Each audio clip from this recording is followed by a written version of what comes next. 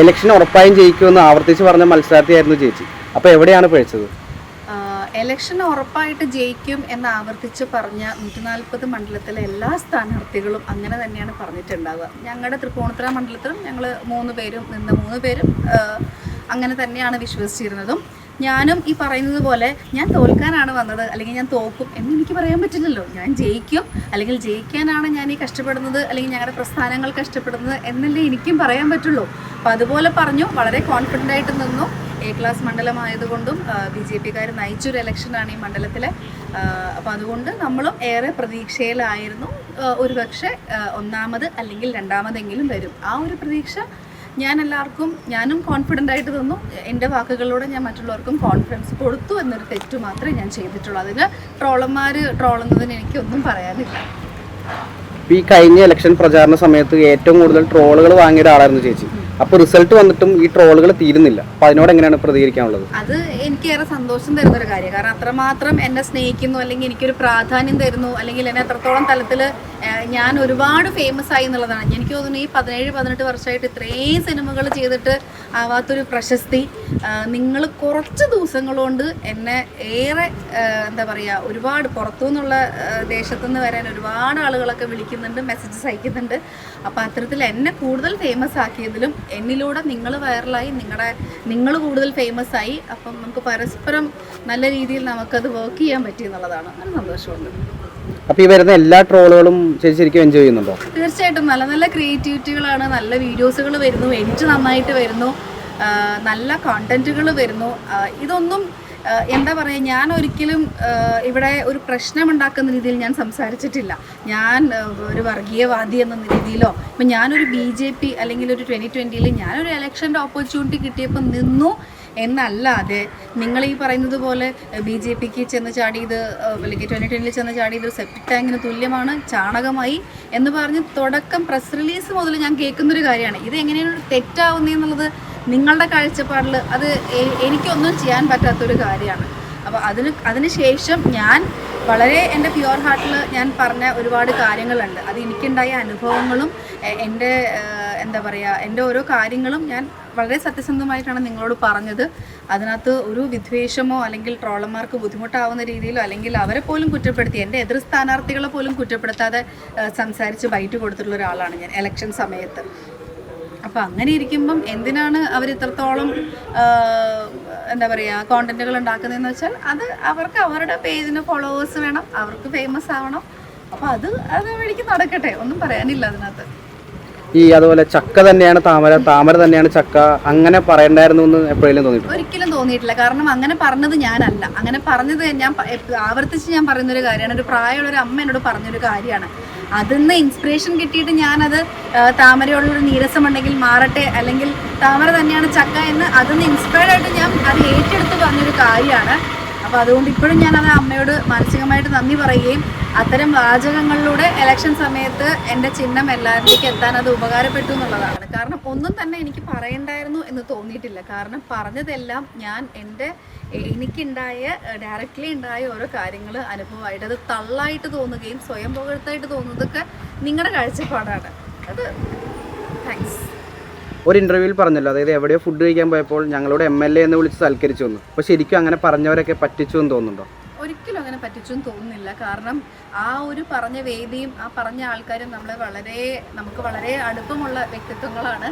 അപ്പോൾ അതുകൊണ്ട് തന്നെ അങ്ങനെ അവർ പറ്റിച്ചു എന്നൊന്നും ഒരിക്കലും ഞാൻ വിചാരിക്കുന്നില്ല. ഇവിടെ ആരും പറ്റിച്ചിട്ടില്ല. ഈ പറയുന്നത് പോലെ ഇത്രയും ഞാൻ കണ്ടത് ഒരുപക്ഷെ 1,00,000-ന് താഴെയുള്ള ജനങ്ങളായിരിക്കാം. കാരണം അത്രത്തോളം നമുക്ക് ഓടാനുള്ള സമയമേ കിട്ടിയിട്ടുള്ളൂ. 20 ദിവസം തന്നെ തികച്ച് നമുക്ക് ശരിക്കും കിട്ടിയിട്ടില്ല. അതിനിടയിൽ ഒരുപാട് പത്രിക സമർപ്പിക്കുന്ന കാര്യങ്ങളിലും പത്രികയുടെ മറ്റു തിരക്കുകളിലൊക്കെ ആയിട്ട് പോയി. അപ്പം ഇതിന് താഴേക്കുള്ള ജനങ്ങളെ മാക്സിമം നമ്മൾ കണ്ടു തീർത്തതിൽ നമ്മൾ പരമാവധി നമ്മുടെ ആശയങ്ങൾ പറയാൻ ശ്രമിച്ചു, നമ്മൾ എന്താണെന്ന് മനസ്സിലാക്കി കൊടുക്കാൻ ശ്രമിച്ചു. പക്ഷെ ഇപ്പോഴും നമ്മൾ പോവാത്ത ഏരിയകളുണ്ട്, നമുക്ക് അധികം സമയം കിട്ടാത്തതുകൊണ്ട് നമുക്ക് കവർ ചെയ്യാൻ പറ്റാത്ത കാര്യങ്ങളുണ്ട്. അപ്പം അതുകൊണ്ട് അവർ ചതിച്ചു എന്നുള്ളതല്ല. ഇപ്പോഴത്തെ തരംഗം UDFനാണ്. ആ പ്രാധാന്യം മനസ്സിലാക്കിക്കൊണ്ട് എല്ലാവരും അത്തരത്തിൽ ചിന്തിച്ചു എന്നുള്ളതല്ല. നമുക്ക് അവരെ തെറ്റു പറയാൻ പറ്റില്ല. പക്ഷേ എന്നാലും നമ്മളിനി സ്റ്റാറ്റിസ്റ്റിക്സ് മനസ്സിലാക്കണം. നമ്മൾ ബൂത്തുകൾ നമുക്ക് എന്താണ് എവിടെയാണ് പാളിച്ചകൾ പറ്റിയെന്ന് മനസ്സിലാക്കിയിട്ട് നമുക്ക് ഇനി അതിന് വേണ്ടിയിട്ട് പ്രവർത്തിക്കാനേ സാധിക്കുള്ളൂ. എന്തായാലും രാഷ്ട്രീയത്തിൻ്റെ ഒരു ഭാഗമായിട്ട് ഞാൻ എന്തായാലും ഉണ്ടാവും. ഇപ്പോൾ രാഷ്ട്രീയം ഇനിയും തുടരാൻ തന്നെയാണല്ലോ ചാൻസ്, അതായത് എങ്ങനെയാണത്? തീർച്ചയായിട്ടും രാഷ്ട്രീയത്തിൽ തുടരാന്ന് പറയുമ്പോൾ ഇനിയും സ്ഥാനാർത്ഥിയാവണം അല്ലെങ്കിൽ സ്ഥാനാർത്ഥിയാവാൻ വേണ്ടിയിട്ട് അങ്ങനെ ഇനീഷ്യേറ്റീവ് എടുക്കണമെന്നല്ല ഞാൻ പറഞ്ഞത്. സ്ഥാനാർത്ഥിയാവാനായിട്ട് പാർട്ടി ആവശ്യപ്പെട്ടാൽ ഉറപ്പായിട്ടും 101% ഞാനത് സ്വീകരിക്കും. ഈ പറയുന്നത് പോലെ ഇപ്പോൾ തൃപ്പൂണിത്തുറയാണ് എൻ്റെ നാട് എന്ന് പറയുന്ന പോലെ തൃപ്പൂണിത്തുറയിൽ മണ്ഡലം എനിക്ക് കിട്ടിയപ്പം ഈ മണ്ഡലത്തിൽ തന്നെ ഞാൻ സജീവമായിട്ട് പ്രവർത്തകരുടെ കൂടെ ഉണ്ടാവും. ഈ ട്രോൾ ചെയ്യുന്ന ആൾക്കാരോട് ശരിക്കും ഇപ്പം എന്താണ് പറയാനുള്ളത്? ട്രോൾ ചെയ്യുന്ന ആൾക്കാരോട് ഞാൻ ഇത് തന്നെയാണ് പറയുന്നത്, നിങ്ങൾക്ക് ഏത് രീതിയിൽ വേണമെങ്കിലും നിങ്ങളുടെ കാര്യങ്ങൾ നിങ്ങൾക്ക് ചെയ്തുകൊണ്ടിരിക്കാം. ഞാൻ ചെയ്തത് ഇത്രയും വലിയൊരു തെറ്റാണോ എന്നൊന്നും ഞാൻ ഇപ്പോഴും വിശ്വസിക്കുന്നില്ല. നിങ്ങൾ ട്രോളാൻ വേണ്ടി എടുക്കുന്ന കോണ്ടന്റുകളും ഒരിക്കലും നിങ്ങൾ പറയുന്നത് പോലെ തള്ളുന്നതോ അല്ലെങ്കിൽ സ്വയം പുകഴ്ത്താൻ വേണ്ടിയിട്ട് പറഞ്ഞ കാര്യങ്ങളോ ഒന്നുമല്ല. ഞാൻ എൻ്റെ ഏറ്റവും നല്ല മനസ്സെടുത്ത് ഞാനത് പറഞ്ഞത് അവിടെ നടന്ന കാര്യങ്ങൾ മാത്രമാണ്. അതൊന്നും ഒരിക്കലും ഇങ്ങനെ ട്രോളാകുന്നൊന്നും ഒരിക്കലും സ്വപ്നത്തിൽ പോലും ഞാനും വിചാരിച്ചിട്ടില്ല. പിന്നെ ഈ പറയുന്നത് പോലെ ഞാനൊരു മോശം പ്രവൃത്തി ചെയ്തതായിട്ടും എനിക്ക് തോന്നുന്നില്ല. അപ്പം ഞാൻ ഇത്രയും ട്രോൾ സഹിക്കാൻ വേണ്ടിയിട്ട് ഞാൻ ഒരു രീതിയിലുള്ള വലിയ വലിയ ചർച്ചകളെ പറ്റിയിട്ടൊന്നും ഞാൻ അതിലേക്കൊന്നും ഞാൻ പോയിട്ടേ ഇല്ല. രാഷ്ട്രീയത്തിൻ്റെ ഒരു ചൊവ്വയുള്ള സംസാരവും ഞാൻ അധികം സംസാരിച്ചിട്ടില്ല. എന്നിട്ടും ട്രോളുന്നത് അതൊക്കെ ഞാൻ വളരെ എൻജോയ് ചെയ്തിപ്പോൾ ഞാൻ കാണുകയാണ്. അതാണ് അതിൻ്റെ ഒരു ശരി, അതവർ ചെയ്യട്ടെ. ഇപ്പോൾ വളരെ കുറച്ചുപേർ പറഞ്ഞേക്കുന്നൊരു കാര്യമാണ് ചേച്ചി കുറേയൊക്കെ അഭിനയിച്ചതാണ് ഇലക്ഷൻ പ്രചാരണ വേളയിലും എന്ന്, കുറേ അങ്ങനെയൊക്കെ ഉണ്ടായിട്ടുണ്ടോ? പറയുന്നവർക്ക് എന്തും പറയാലോ. ഇപ്പം ഈ പറയുന്നവർക്കൊക്കെ എന്ത് ലൈസൻസ് ഇല്ലാതെ പറയാനുള്ള അവരുടെ ഒരു വേദിയായി മാറിയിട്ടുണ്ട് സോഷ്യൽ മീഡിയ.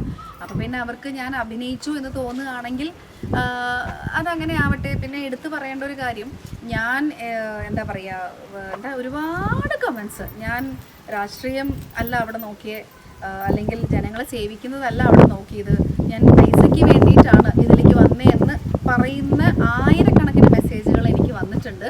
ഒരാളെങ്കിലും അന്ന് തെളിയിക്കുക ഞാൻ പൈസ വാങ്ങിയിട്ടുണ്ടോ ഇല്ലയോ എന്നുള്ള ഒരാളെങ്കിലും തെളിയിച്ചു കഴിഞ്ഞാൽ നിങ്ങൾ പറയുന്ന കാര്യം ഞാൻ ചെയ്യാം. പക്ഷെ തെളിവോട് കൂടിയിട്ട് വരണം, തെളിവോട് കൂടിയിട്ട് മാത്രമേ വരാവൂ. അല്ലാതെ വെറുതെ ഒരാളുടെ മേലെ ഒരു കാര്യം ഉന്നയിച്ചുകൊണ്ട് അതിന് വേണ്ടിയിട്ടാണ് എന്നുള്ള രീതിയിൽ ഒരിക്കലും ചെയ്യാൻ പാടില്ല. അതിപ്പോൾ എന്നെ എന്നല്ല മറ്റാരെയും അത്തരത്തിൽ എന്താ പറയുക അടിച്ചേൽപ്പിക്കരുത്. അങ്ങനെ എനിക്ക് പറയാൻ എൻ്റെ ഭാഗത്തു നിന്ന് അത്തരത്തിലൊരു റിക്വസ്റ്റ് എനിക്കുണ്ട്. അപ്പം ഞാനിപ്പോൾ ഈ ട്രോളർമാരുടെ കാര്യത്തിൽ കൂടുതലും ഞാൻ എല്ലാ ട്രോളുകളും ഓൾമോസ്റ്റ് 99% എല്ലാ ട്രോളുകളും കണ്ടു. കാരണം കൂടുതൽ എന്നെ മെൻഷൻ ചെയ്തിട്ട് തന്നെയാണ് വരുന്നത്. ഈ ട്രോളുകളുടെ ഇന്നറിലേക്ക് ഇറങ്ങുമ്പം അതിനൊന്നും മുഖങ്ങളും ഇല്ല, അതെല്ലാം മിക്കതും ഫേക്ക് IDs ആണ്. അപ്പോൾ അതുകൊണ്ട് അവരുടെ പണി ചോര കുടിക്കുക എന്നുള്ളത് തന്നെയാണ്. അവർക്ക് അങ്ങനെ ഒരു വ്യക്തിയുടെ നല്ല ഒരു ഗുണമോ അല്ലെങ്കിൽ നല്ലൊരു ഭാഗമോ അല്ലെങ്കിൽ അവരെക്കുറിച്ച് നല്ലത് പറയാനോ ഒട്ടും പറ്റാത്ത സാഹചര്യത്തിലുള്ള മനുഷ്യരായിരിക്കും. അതുകൊണ്ട് let them do there job. ഞാനിവിടെ സുഖമായിട്ടിരിക്കുന്നു, ഹാപ്പി ആയിട്ടിരിക്കുന്നു. വീണ്ടും കാണാം.